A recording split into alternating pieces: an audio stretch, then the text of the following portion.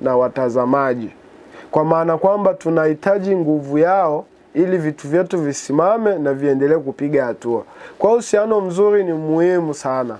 Na ndio maana ukiwa unanifuatilia mwanzo mwisho au wadau au wanajamii ambao wanafuatilia Didas TV, haijawahi kutoa taarifa za uongo hata siku moja. Huo kwanza ni uhusiano mzuri wa kijamii na chombo cha habari. Kwa sababu gani? Ukitoa taarifa ambayo haina ukweli, ikiwa labda ya vifo, je, unahisi watu wangapi ambao wakipata hiyo taarifa wataumia kwa wakati huo? Unahisi hiyo taarifa itaathiri watu wangapi? Kwa hiyo sasa uhusiano mzuri na jamii ni muhimu, kwa maana kwamba unahitaji kuwalisha kitu ambacho kina ukweli na usahihi.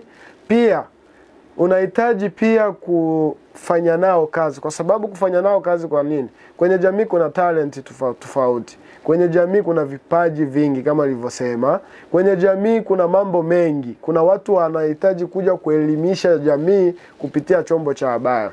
Kwa uhusiano mzuri unavyoalika watu, wanavyopokea mwaliko, wanakuja kufanya kipindi kwenye kipindi chako.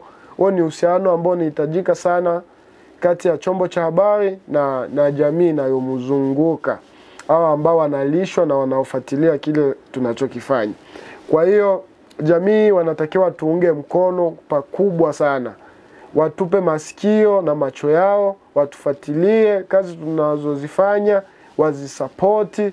Huo utakuwa ni uhusiano mzuri sana ambao tunahitaji kwao wenyewe kutupa. So mambo kama haya.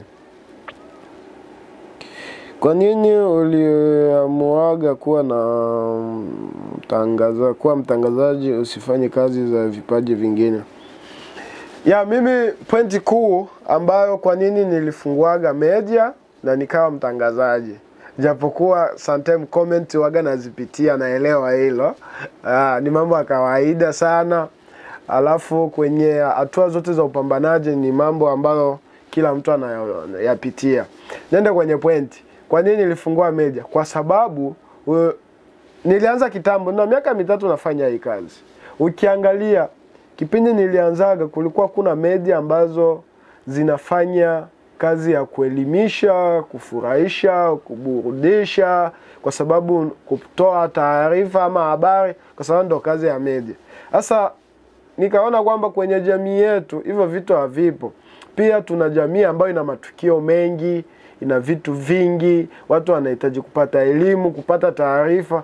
Sasa hizo taarifa wanazipataje? Yaani mpaka tusubirie kwamba media kubwa ambazo zimepiga hatua waje watoe taarifa. Kuna wengine lugha